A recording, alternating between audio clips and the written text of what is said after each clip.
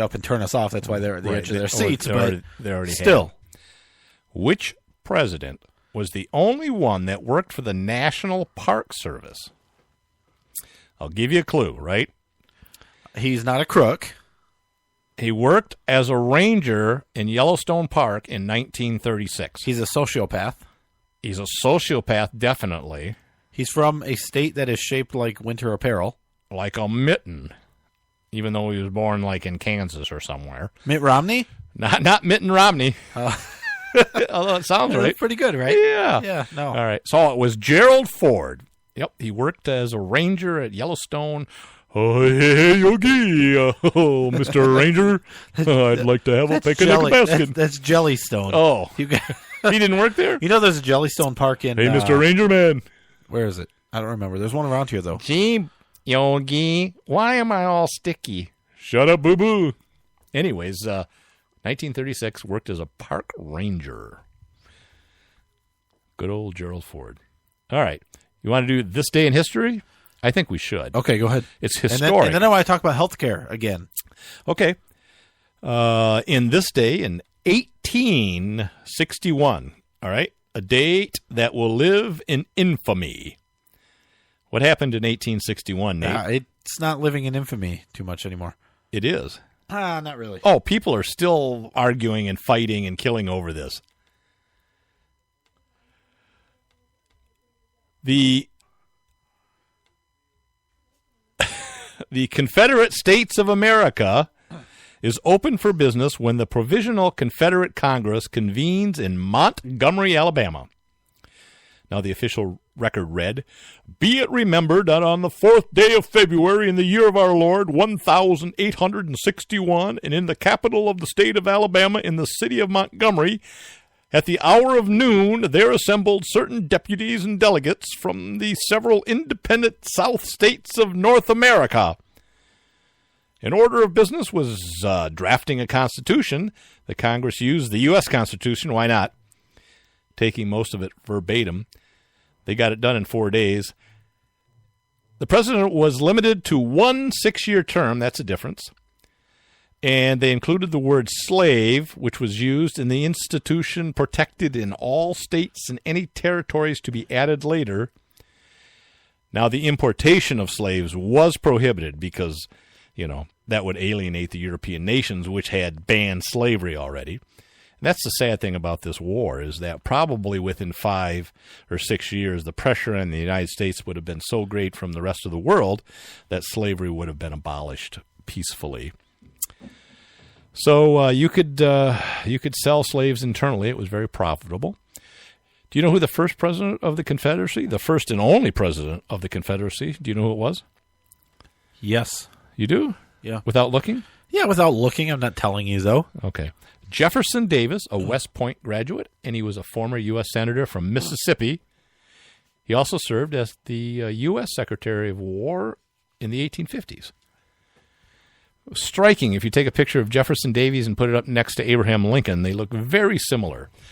Tall, thin men with beards. So what you're saying is it was the same person. That's what I'm thinking. This whole thing was a conspiracy also? That's what I think. I don't think it really happened. Wow. Yeah, I'll blow your mind. So there you go. A lost cause, unfortunately. Tens of thousands of people. A lost cause? Yeah, tens of thousands of people. Oh, you mean CSA? Yeah. It was a lost cause. Yeah. I got you. Didn't last more than 3 or 4 years. Okay. Bloody struggle. Yeah, so that's our day in history. Moving on. What do you want to talk about? You want to talk about healthcare? Healthcare. You brought it up earlier. I did not. And I think you did. I don't listen to I was trying to tell you that healthcare is absolutely a human right. I'm not sure about that. I am sure. There's lots of things that people think are rights, but really aren't rights. Well, healthcare is one of them that is. It depends on what your definition of a right is, I suppose. So this is actually something you found, and I don't. When was this from? 2011. So not that long ago. 5 years. But Bernie Sanders it was some committee that was assembled, and they were talking to several, private and public healthcare officials, right? Directors, doctors, and things. Yeah, exactly. And he said, philosophically, now I want to talk about, is health care a right? Is it a human right? And, should we treat it as a right? And, of course, the doctors were thinking, oh, yeah, we think so.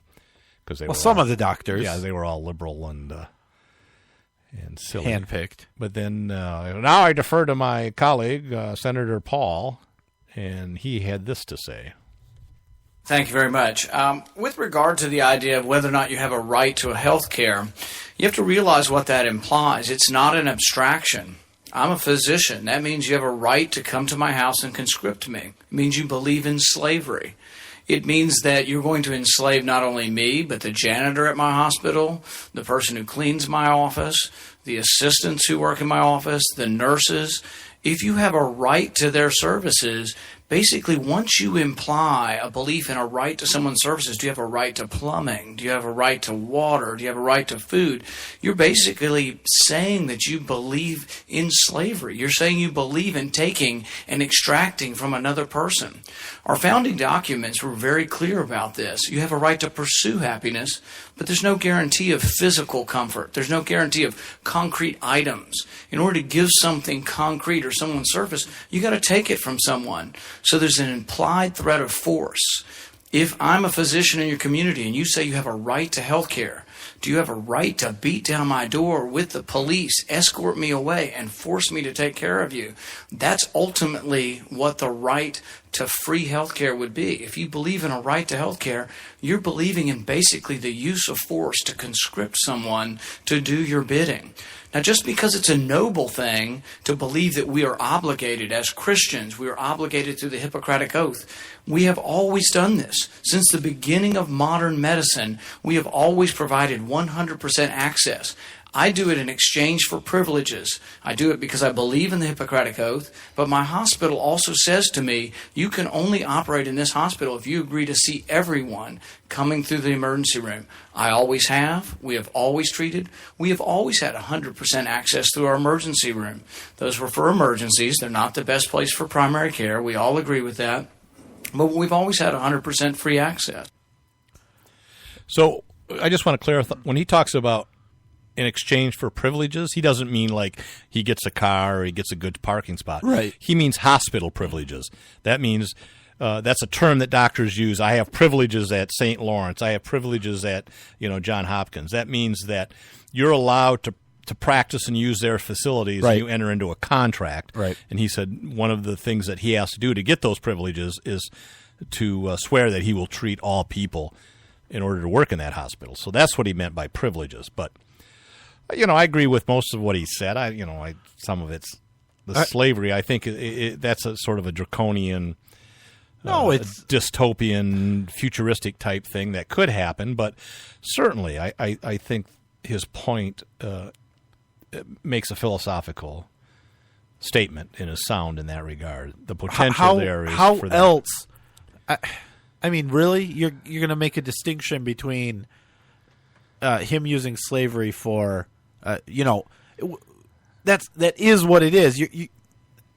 I don't know what I'm trying to say, but you would make the same argument about gun laws, right? That the end game is to control people, right? Yeah. It's the exact same argument that he's making about health care. I mean, they're doing it under the facade of safety and of public health and all of that garbage. It's the same argument. It's noble and gun control's noble. It saves the lives of children. Yeah. It's the same thing. So I don't think it's very far-fetched for him to say that it's slavery, because it is. How do you guarantee a right of somebody else's services other than by forcing them to do it? Yeah, no, there's two ways. One is it's the right is acknowledged voluntarily. I acknowledge that you have the right for certain things. It doesn't work that way. I'm just saying that's one way to do it. We cooperate in a voluntary manner. But more likely, a right has to be protected by some entity, whether that right is protected by a mafia, a cartel, a family organization, a corporation protects rights of their workers, perhaps. But generally, what it means is the government is there to step in to protect the rights of its citizens. And that would be one scenario, I think, where the government could come in and say, hey, you have to do this. You can't not refuse to take it. Now, right now, there are doctors that refuse taking like Medicaid and stuff because it doesn't pay enough and stuff. Right. And I think that's fine. They have that choice. There are plenty of doctors that do accept it. Yep. Now, Bernie Sanders did follow this up by asking the other doctors that were there, well, do you feel like a slave? And they say it's ironic because they say, well, no, I don't. I chose this profession, Right, which is the opposite of slavery, right? Of course. That's the point, Yeah. right? Today or before voluntary. Obamacare or whatever, it was voluntary, and people were getting the care they needed. Certainly the emergency services, Emergency care, right? because people volunteered to do it. And there were lots of private clinics and that were funded by private organizations and people and stuff. I mean, it's not perfect, like we said earlier, but and I just don't know that healthcare is a right. I don't know that you have a right it's to not. be fed every day either. It's not. I mean, You don't. I think it's a noble endeavor, and we should try to do that to make sure that people don't go hungry. But I don't know that we need to do it at the point of a gun. It doesn't work. It just Not for long, It just no. doesn't work. Yeah. In the end, usually more people end up being hungry and or dying. Yeah. Oh, they get lead in their water, right? I mean, when we try to guarantee water to people by letting the government be in charge of the water supply, it doesn't work out. Is that a reference to Flint, Michigan? No, it's a reference to the 8 cities around the country that have higher lead levels than Flint, actually, Michigan. there's hundreds and hundreds of cities that have issues with the same thing. Yeah, oh, yeah, for sure. The infrastructure is getting old, and it's inadequate, and it costs a lot of money to And make those in changes. a lot of those places, it's a public utility. Not all of them. Almost all. Almost all, yeah. But still, infrastructures age, and they need to be maintained, and we haven't done that. Why country. hasn't the government been doing that? Because money is being misdirected in all kinds of Weird. different directions. Do you think if it was private industry that they would have some motivation to do things right? Maybe, yeah. There'd be Like maybe some profit. liability? Yeah. Well, yeah. I mean, you know what was upsetting? That's a personal thing. They revoked, there's 8 or 9 state employees that are being sued. And, Right. And the Attorney General has revoked their immunity. Well, he says he can only cover the executive office, right? That's what he claims. Yeah. Now, I don't know if that's necessarily true, because my understanding as being a state employee was that as long as it wasn't gross negligence, you would be covered from liability for doing your job in the best way you thought, as long as it was negligent. Now, maybe they think Right. it was negligent, and so they yanked it, but they're screwed. Pretty much. I mean, they're going to have to get their own lawyer, right? Right, and that's going to be $1,000. And if they lose and they settle, then they could lose all kinds of stuff. Well, is Money. it just civil? Yeah, I don't think there's criminal issues, but I mean, let's say the judge awards, each of them, they have to pay $1 million. Right. Well, Where's then that going to come from? Right, they garnish their wages, they take their pensions, they do all kinds of stuff. They declare bankruptcy, and I don't know how well they'd be protected from that then, but Right. they're basically screwed if they lose. And not in great shape if they don't lose. Right, and it's going to cost them money just to defend themselves, and Yeah. the fact that 2 of the employees have been suspended pending an investigation without pay, I think. I don't know, maybe they're getting paid, I don't know. Right. And one was a district supervisor, and the other was a division chief, pretty high up. So, all right, let's see. That was healthcare. Hear about Facebook now? They're banning gun sales. Yeah, and stuff. it's exciting. I mean, we're finally making progress. I have 2 friends that have had sites taken down by them. Maybe they should stop trying to sell guns to criminals. I don't know that was the case. I think that's what the Facebook page was called. Criminals buy guns here. Oh, yeah. Well, Look, there hasn't been a single private person-to-person sale on Facebook that was done in good faith. That hasn't happened. I'm just saying, if you're not a licensed dealer, you shouldn't be selling guns. really? Yeah. How about in all the states where you don't have to have a license and you can sell guns to private individuals? And I think you stand